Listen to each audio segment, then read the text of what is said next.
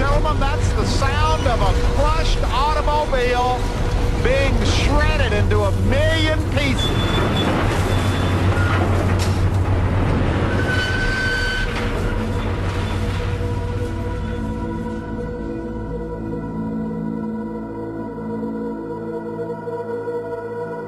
There's no precedent for a car company rounding up every one of a particular kind of car and crushing them as if they're afraid one might get away. I don't think they wanted to be sure that none of them were driving around the streets anymore to remind people that there is such a thing as an electric car. People keep making all these analogies about, crushing the EV is a betrayal of the American dream. It's not a dream. I mean, it's here now. It may be a betrayal of my dream, but it's a betrayal of the American reality. After the discovery of the crushed EV1s in Arizona, electric car drivers took action. They vowed to keep watch over the remaining EV1s being stored at the GM facility in Burbank. There are about 70 cars left in California. They're in the parking lot behind me, and they have plans to crush those as well. And we need to make a call to action on General Motors to give them back. We ended up rallying enough troops in terms of interest and organizations to join our coalitions, and then simply didn't leave. And stayed, 24 hours a day, 7 days a week. It's 6 a.m. and I've been here for an hour, part of the vigil. We're making sure that GM doesn't sneak out their cars in the back lot. The first 2 weeks, we were pretty much ignored. It was monsoon rains, and it was kind of depressing to be out there, but at the same time, there was such a sense of mission. I was here this morning from about 5:45 a.m. and it's pretty quiet. Finally, on day 15, we did this announcement of this offer. As the EV activist recorded the VIN numbers of the cars in storage, Chelsea led a last-ditch effort to buy the cars from GM.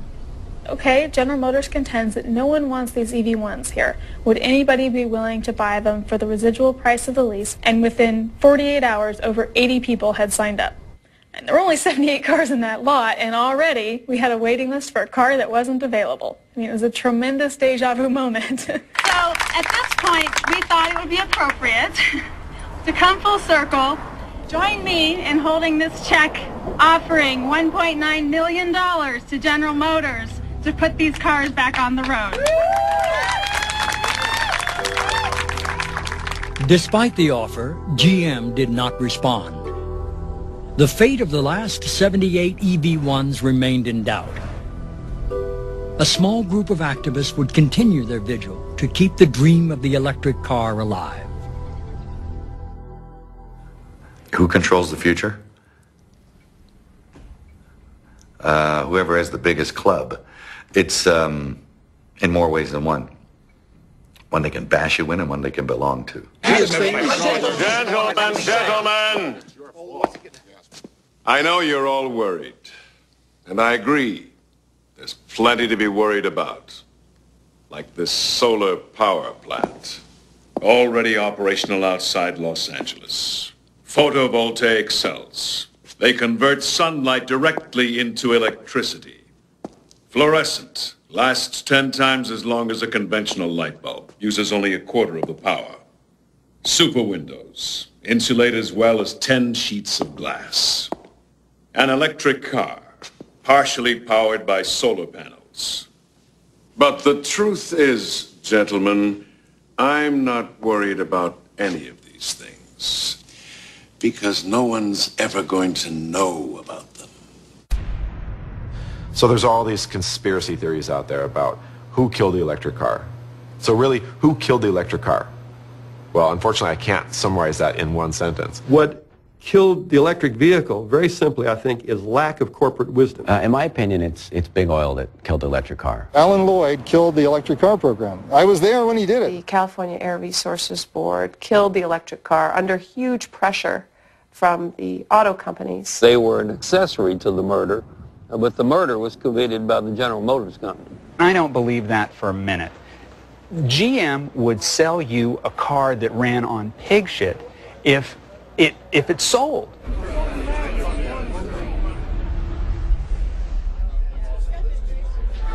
car makers argued that there was not enough demand for the electric car.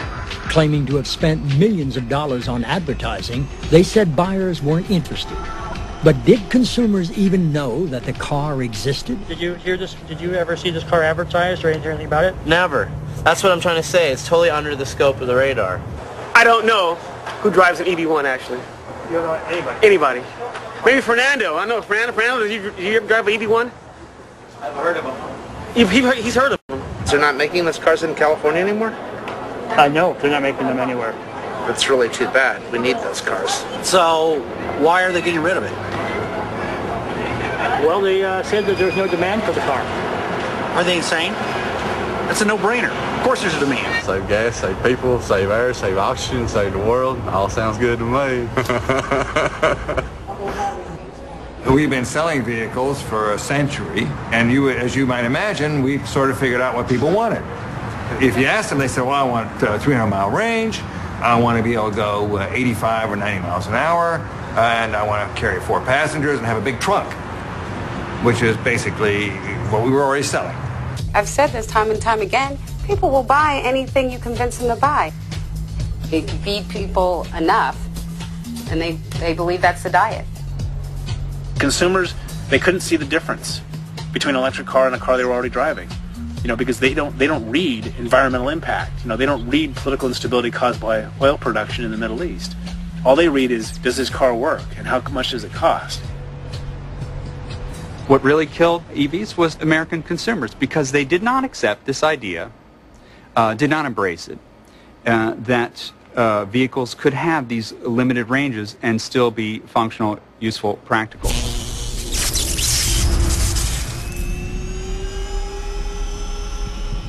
Did the electric car die because of battery technology? Did EVs really not have enough range? And did car companies use the best batteries available? Battery technology at that time was lead-acid batteries and allowed the car to go 60 miles. If you started out on a trip knowing that you were going to go dead in 60 miles, you'd be nervous about making the trip.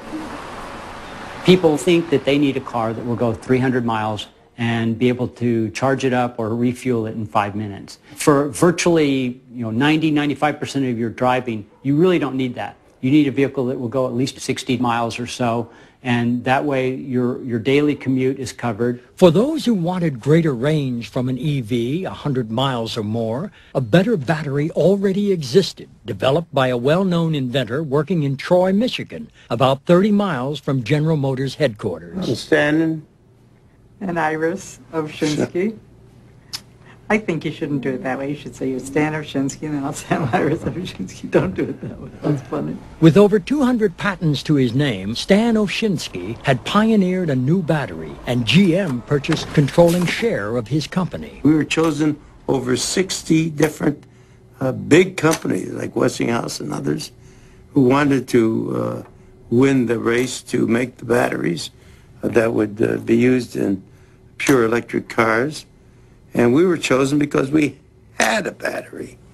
And to us, putting it into a car was not the most gigantic thing. What we were supposed to do?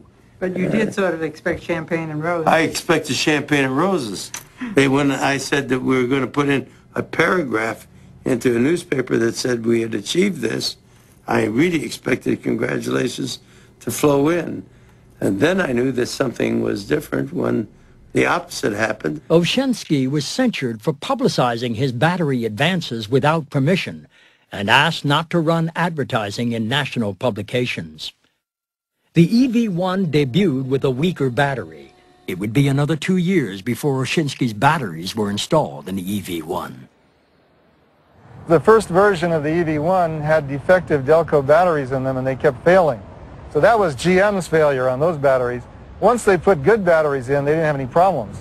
Ultimately, GM sold its share in Ovshinsky's company to an unlikely buyer. Then when the nickel metal hydride batteries were improved so that they're now lasting longer than the life of the car and cheaper than an engine, Chevron Texaco stepped in and purchased control from General Motors of Ovshinsky technology. The oil companies do not feel threatened by battery technology because they effectively crush